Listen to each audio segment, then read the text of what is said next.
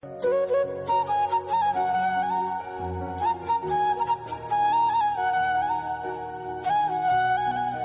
Friends, எல்லோரும் எப்படி இருக்கீங்க? Welcome back to our channel first choice Kavi Kannan. எல்லோரும் எப்படி இருக்கீங்க? எல்லோரும் சேஃபாக இருப்பீங்கன்னு நினைக்கிறேன். வெயில் அதிகமாக இருக்கிறதுனால முடிஞ்ச அளவுக்கு அடிக்கடி தண்ணி குடிச்சினே இருங்க. பசங்களை அப்போ பார்த்துன்னு தண்ணி கொடுத்துன்னு இருங்க. ஏன்னா சீக்கிரமாகவே டீஹைட்ரேட் ஆகிடுறாங்க. ரொம்பவே வெயில் அதிகமாக இருக்குது. பெங்களூரில் எப்போவுமே இந்த அளவுக்கு இல்லை, இந்த வாட்டி ரொம்பவே வெயில் ஜாஸ்தியாக இருக்குது. பசங்களை சேஃபாக பார்த்துக்கோங்க. அதுவும் இப்போது ஹாலிடேஸ் எல்லாம் ஸ்டார்ட் ஆகிடுச்சுன்னு நினைக்கிறேன். ஹாலிடேஸ் ஸ்டார்ட் ஆகிடுச்சுன்னா பசங்க ஆடுறதுலையே இன்ட்ரெஸ்ட்டாக இருப்பாங்க. அதனால் அப்பப்போ அவங்களுக்கு தண்ணி கொடுக்க மட்டும் மறந்துடாதீங்க. கார்டனில் பார்த்திங்கன்னா வெயில் அதிகம்ன்றதுனால மேலே வெத்தலை செடி எல்லாமே அந்த கிளாஸ் வெயிலுக்கு சீக்கிரமாக காஞ்ச மாதிரி ஆயிடுச்சு. அதனால் மேலே கொஞ்சம் அந்த க்ரீன் கலர் நெட்டட் வருது. அதை நெட்டை போட்டு விடலான்ட்டு அதை தான் ரெடி பண்ணின்னு இருக்கோம். இன்னொன்று செடிங்க எல்லாமே ரொம்ப நாள் ஆச்சு உரம் வச்சு, ஊரில் இருந்து ஆட்டு உரம் எடுத்துன்னு வந்திருந்தேன். அதை தான் சதீஷ்கிட்ட கொடுத்து போட்டுன்னு இருக்கோம். இன்னொன்று தண்ணிக்கு ரொம்ப பஞ்சுன்றதுனால ஃபுல் கார்டனுக்கு தண்ணி விடவே முடியல. நடுவில் புல் எதுவும் இல்லைன்றதுனால எல்லாமே விடணுன்றது தேவையில்லை. சரி, அதனால செடிங்கிட்ட பாத்தி மாதிரி கட்டிட்டோன்னா அந்த செடி வரைக்கும் தண்ணி விட்டுக்கலான்றதுக்காக எல்லா செடிக்குமே பாத்தி கட்ட சொன்னேன். இன்னொன்று செம்பருத்தி செடியில் பார்த்திங்கன்னா நிறைய பூச்சி வச்சுட்டு இருக்குது. அது இன்னும் எறும்புமே அதிகமாக இருக்குது. அதில் வெள்ளை வெள்ளை பூச்சிங்க அதிகமாக இருக்குது. அதனால் என்ன பண்ணேன்னா ஃபுல்லாக ட்ரிம் பண்ணி விட்டுட சொன்னேன். அப்போ தான் நல்லா அதுவும் துளுத்து வரும்.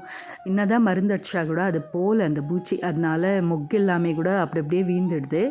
அதனால் கம்ப்ளீட்டாக லானை இருக்கிற செடி எல்லாமே ட்ரிம் பண்ணி விட்டுட்டோம்.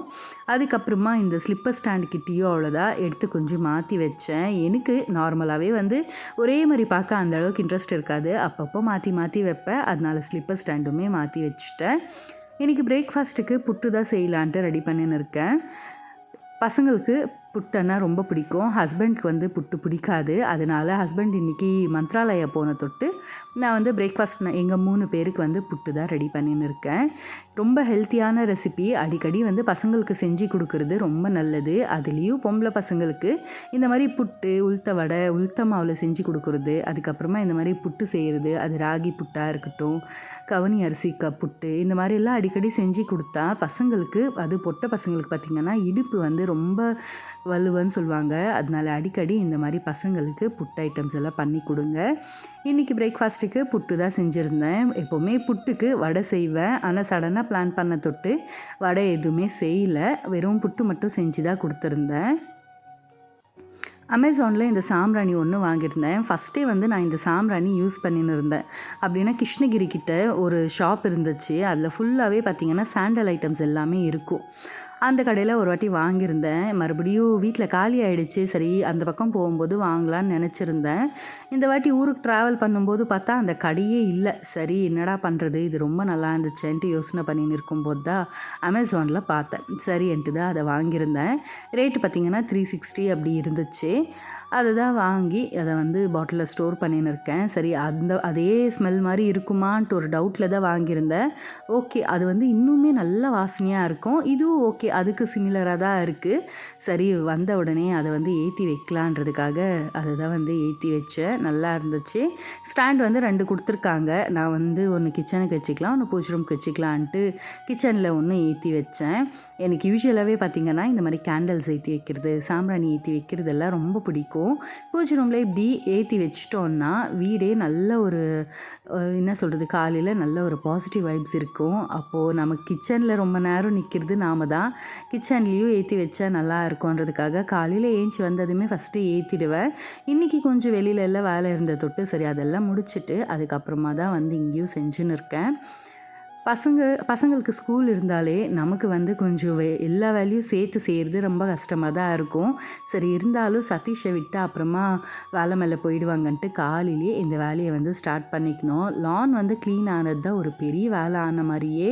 ஏன்னா அந்த வேலையெல்லாம் நம்ம ஒண்டியெல்லாம் செய்ய முடியறதில்ல. எனக்கு கண்டிப்பாக ஒரு ஹெல்ப் தேவை. அதனால தான் அந்த வேலை எல்லாமே சதீஷ்கிட்ட பண்ண சொல்லுவேன். மௌரியும் ரெடி ஆகிட்டு வந்துட்டா. டிஃபன் கொடுத்ததுமே சாப்பிட்னு இருக்கா. மௌரிக்கு அப்போ டீ குடிச்சிட்டு அதுக்கப்புறமா தான் இருக்கிற வேலையே ஆரம்பித்தேன். நமக்கு ஹவுஸ் ஒய்ஃப்ஸ் வந்து டெய்லியுமே ஒரு வேலை இருக்கும். என்னோடய ரொட்டீன் வந்து எப்போவுமே இப்படி தான் இருக்கும், இதுதான் செய்வேன்றது கிடையாது. இன்றைக்கி ஒரு வேலையும் இல்லைடா ஃப்ரீயாக இருக்கலான்னு நினைப்போம். ஆனால் கண்டிப்பாக நாமளே வேலை இருக்குதோ இல்லையோ நாமளே இழுத்து போட்டுப்போம் இன்றைக்கி இதை செஞ்சிடலான்ட்டு. இப்போது என்னோடய டேஸ் வந்து இப்படி தான் போயின்னு இருக்குது. ஈவினிங் டைம்ஸ் வந்து மோஹித்துக்கு சொல்லி கொடுக்கறதுனால அவனோடவே டைம் கரெக்டாக இருக்கும். அதனால் எனக்கு ஃப்ரீ இருக்கும் போதெல்லாம் ஒரு இடமா வந்து க்ளீன் பண்ணிப்பேன். இப்படி நம்ம அடிக்கடி க்ளீன் பண்ணால் தான் வந்து ஒரே நாள் டீப் க்ளீனுன்னு பண்ணாமல் கொஞ்சம் வீடு வந்து எப்போவுமே க்ளீனாக மெயின்டைன் பண்ண முடியும். இப்படி தான் வந்து என்னோடய டேஸ் வந்து போயின்னு இருக்குது. வெளியில் ஃபுல்லாக க்ளீன் பண்ணியாச்சு. க்ளீன் பண்ணிவிட்டு இந்த பால்கனி, அதுக்கப்புறமா இந்த கதவு என்ட்ரன்ஸ் கிட்டே இருக்கிற செடிங்க எல்லாமே ரீஅரேஞ்ச் பண்ணிவிட்டு அந்த இடம் எல்லாமே க்ளீன் பண்ணிட்டேன். ஸ்லிப்பர் ஸ்டாண்டு மாற்றினதால இன்னுமே கொஞ்சம் இந்த இடம் வந்து ஃப்ரீ ஆகிடுச்சு. மௌரிஷாக்கு காலேஜ் பார்த்திங்கன்னா 1:30க்கு எல்லாமே முடிஞ்சிடும். வீட்டுக்கு 2:00 எல்லாமே வந்துடுவாங்க. அதனால லஞ்ச் எதுவுமே கொண்டு போகிறதில்ல. டெய்லி ஒரு ஜூஸ் வந்து கொடுத்து அனுப்பிச்சிடுவேன். ஒரு நாளைக்கு ஏபிசி ஜூஸ் கொடுப்பேன், ஒரு நாளைக்கு நட்ஸ் இது கொடுப்பேன். இப்படி மாற்றி மாற்றி ஜூஸ் கொடுத்து அனுப்பிச்சா அதை வந்து குடிச்சிட்டு வந்து மத்தியானம் லஞ்ச் வீட்டில் சாப்பிட்டுப்பாங்க. லஞ்ச் வேலை எல்லாமே முடிச்சுட்டு அதுக்கப்புறமா எக்ஸ்ட்ராவாக இருக்கிற பூஜை சாமான் எல்லாமே பார்த்திங்கன்னா நான் வந்து தொலைக்கணும்னு வச்சுருந்தேன். அதை பண்ணவே முடியல. அதனால இன்றைக்கி அந்த பூஜை சாமான் எல்லாமே கூட தொலைக்கிட்டேன். மெயினாக சாமிக்கு வைக்கிற நெய்வேத்தியத்துக்கு இருக்கிற கிளாஸுங்க எல்லாமே அப்படி அப்படியே கழுவி வச்சுன்னு இருப்பேன். அதனால் இன்றைக்கி கம்ப்ளீட்டாக லிக்விட் போட்டு க்ளீன் பண்ணலான்ட்டு எல்லாத்தையும் க்ளீன் பண்ணி வச்சுட்டேன். எக்ஸ்ட்ராவாக யூஸ் பண்ணுற விளக்கு எல்லாமே இதுதான். பூஜை ரூமில் பார்த்திங்கன்னா 9 விளக்கு ஏற்றின்னு இருந்தேன். இப்போ 5 விளக்கு தான் ஏற்றுறேன். அதனால் அந்த 2 விளக்குமே எடுத்துட்டு அதுக்கப்புறம் இந்த நெய்வேத்தியத்துக்கு வைக்கிற கப் எல்லாமே வந்து க்ளீனாக இப்படி தொலைக்கி வச்சுட்டேன். இது எல்லாமே தொலைக்கி அந்த ஈரம் இல்லாமல் க்ளீனாக தொடச்சிட்டு நம்ம வெயிலில் வச்சுட்டாலே போதும். இதை வந்து எப்போவுமே புதுசு மாதிரி நம்ம மெயின்டைன் பண்ணலாம். யூஸ் பண்ணும்போதெல்லாம் வந்து க்ளீனாக இப்படி தொலைக்கி வச்சுட்டாலே போதும். நான் என்ன பண்ணேன்னா யூஸ் பண்ணிவிட்டு அப்படி அப்படியே கழுவி சும்மா தண்ணி போட்டு கழுவி வச்சுட்டு இருந்தேன். அதனால கொஞ்சம் கருப்பாயிட்டு இருந்த மாதிரி இருந்துச்சு. அதனால எல்லாத்தையும் தொலைக்கி தொடச்சி வச்சுட்டேன். அதே மாதிரி பித்தளை சாமான் கூட கொஞ்சம் அந்த கப்புங்க சின்ன சின்ன தட்டு எல்லாமே கூட அப்படி அப்படியே இருந்துச்சு. அதனால் அதுவுமே தொலைக்கிட்டு நல்லா தொடச்சி வெயிலில் வச்சுட்டேன். இந்த தொலைக்கும் போதே பார்த்திங்கன்னா வெளியில் வந்து கீரைக்காரங்க வந்திருந்தாங்க. அதனால அவங்கக்கிட்ட போய் கொத்தமல்லி, புதினா, அதுக்கப்புறமா பாலக் வாங்கியிருந்தேன். சரி இது எல்லாமே தொலைக்கிட்டு வெயிலில் வச்சுட்டு அப்படியே வெளியில் கொஞ்சம் காற்றா நல்லா சில்லுன்னு இருக்கும்ன்றதுக்காக வெளியிலேயே உக்காந்து காஞ்சி மிளகா வெயிலில் வச்சுருந்தேன். அது எல்லாமே கிள்ளி இப்படி தான் ஸ்டோர் பண்ணின்னு இருக்கேன். நான் ஏற்கனவே சொன்ன மாதிரி ஒரு வேல்யூ இருக்காது. பூஜை சாமான் தொலைக்கிட்டா இன்றைக்கி எந்த வேல்யூ இல்லைன்னு நினச்சேன். ஆனால் அப்படியே ஒன்று மாற்றி ஒன்று நமக்கு வேலைங்க இருந்துனே தான் இருக்கும். இப்போ இதெல்லாமே க்ளீன் பண்ணி ஸ்டோர் பண்ணிட்டேன். அதுக்கப்புறமா இந்த பூஜை சாமான் எல்லாமே நல்லா காஞ்சிட்டு இருந்துச்சு.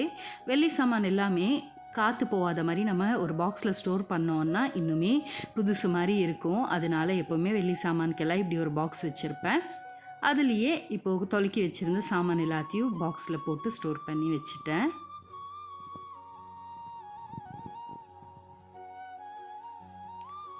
எல்லாமே நம்ம வீட்டில் இருக்கிற ஐட்டம்ஸை வந்து நம்ம எப்படி மெயின்டைன் பண்ணுறோன்றது தான். அம்மா எப்போவுமே சொல்லுவாங்க, வாங்குறது வந்து பெருசு இல்லை, வாங்குறது வந்து எப்படியோ கஷ்டப்பட்டு வாங்கிடலாம், ஆனால் அதை நம்ம மெயின்டைன் பண்ணுறதுல தான் அது எவ்வளோ நாள் நம்ம கூட இருக்கும்னு சொல்லுவாங்க. அந்த மாதிரி எப்போவுமே வாங்குறத விட மெயின்டைன் பண்ணுறது தான் ஒரு பெரிய ப்ராசஸ்ன்னே சொல்லுவேன். இதெல்லாமே ரெடி பண்ணிட்ட பிறகு லஞ்சு சாப்பிட்டு கொஞ்சம் நேரம் ரெஸ்ட் எடுத்துக்கினேன். அதுக்கப்புறமா ஒரு 4 மணிக்கா மேலே துணி எல்லாமே துவைச்சி போட்டிருந்தோம். அதை வந்து எடுத்துன்னு வரலான்ட்டு மேலே வந்தேன். வெயில் பாருங்கள் இன்னுமே எப்படி இருக்குது. துணி எல்லாமே எடுத்து டப்பில் போட்டுனேன். அதுக்கப்புறமா ஈவினிங் பார்த்திங்கன்னா கொஞ்சம் எந்த வேலையும் இல்லை. பசங்க வந்த பிறகு அவங்களுக்கு சொல்லி கொடுத்துனேன். அவங்க ஸ்கூலில் என்ன நடந்துச்சுன்ட்டெல்லாம் ஷேர் பண்ணினேன். அப்படியே டைம் பாஸ் ஆச்சு. எக்ஸாம் இன்றைக்கி லாஸ்ட் டேன்றதுனால ஜாலியாக போயிருக்கான். எக்ஸாம் ஆகிடும் இன்றைக்கி ஒரே ஒரு நாள் தான் சொல்லிட்டு. எக்ஸாம்ன்றது வந்து நம்ம படிக்கும்போது கூட இந்த அளவுக்கு நம்ம ரிஸ்க் எடுத்து படித்தோமோ இல்லையோ, இப்போ குட்டீஸோட ஸ்டடீஸ்க்கு பார்த்திங்கன்னா நம்ம அவங்க கூடவே இருக்கிற மாதிரி இருக்குது. எனக்கு என்னமோ ஒரு போர் முடிஞ்ச மாதிரி தான் இருக்குது. தூக்கம் இல்லாமல் இந்த பசங்களோட டைம் ஸ்பெண்ட் பண்ணுறது, இன்னொன்று அவங்களோட ஊறி ஆடுறது, இது எல்லாமே வந்து ஒரு பெரிய டாஸ்க்காக இருக்குது. எக்ஸாம் முடிஞ்சிச்சுன்னா நமக்கு ஏதோ அந்த அளவுக்கு ரிலாக்ஸாக இருக்குது. இப்போதைக்கு எனக்கு அப்படி தான் இருக்குது. இன்றைக்கி தான் மோஹித்தோட லாஸ்ட் எக்ஸாம். அதனால ஜாலியாக போயிருக்காங்க. நைட்டு டின்னருக்கு பார்த்தீங்கன்னா, மஷ்ரூம் கிரேவி பண்ணலான்ட்டு தான் ரெடி பண்ணின்னு இருக்கேன். இந்த கிரேவி பார்த்தீங்கன்னா, நீங்க மஷ்ரூம் வச்சியும் செய்யலாம், இல்ல வெஜிடபிள்ஸோடவும் செய்யலாம்.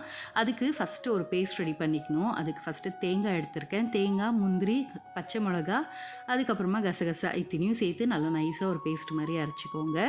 இப்போ குக்கரில் எண்ணெய் விட்டு, பட்டை, கிராம்பு, சோம்பு இது எல்லாத்தையும் சேர்த்து நல்லா பொரிஞ்ச பிறகு ஒரு வெங்காயம் நறுக்கி வச்சுருக்கேன். ஒரு வெங்காயம், ஒரு 2 பச்சை மிளகா, கருவேப்பிலை இத்தனையும் சேர்த்து நல்லா வதக்கணும். வெங்காயம் நல்லா வதங்கி நிற்கும்போது ஒரு கைப்பிடி அளவுக்கு புதினா, கொத்தமல்லி 2த்தையும் சேர்த்து ஒரு கைப்பிடி அளவுக்கு சேர்த்துக்கோங்க. அந்த எண்ணெயிலேயே வதங்கி வரும்போது அந்த புதினா, கொத்தமல்லியோட ஃப்ளேவர் வந்து நல்லா என்ஹான்ஸ் பண்ணும்.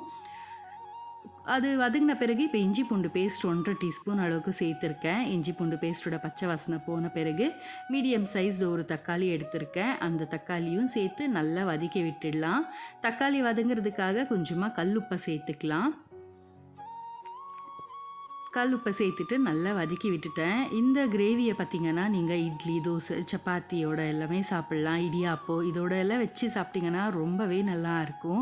நம்ம ஆட்டுக்கால் பாயா சாப்பிடுவோம் இல்லையா, அந்த டேஸ்ட்டில் இருக்கும். கண்டிப்பாக ட்ரை பண்ணி பாருங்கள். இப்போ உப்பு போட்டு நல்லா வதக்கின பிறகு தக்காளி நல்லா சுருங்கி வரும்போது மஷ்ரூம் சேர்த்துக்கினேன். மஷ்ரூம் சேர்த்துட்டு எப்போவுமே வந்து மஷ்ரூம் சேர்த்துட்டு நல்லா வதக்கணும். ஏன்னா அதுலேருந்து தண்ணி விடும்.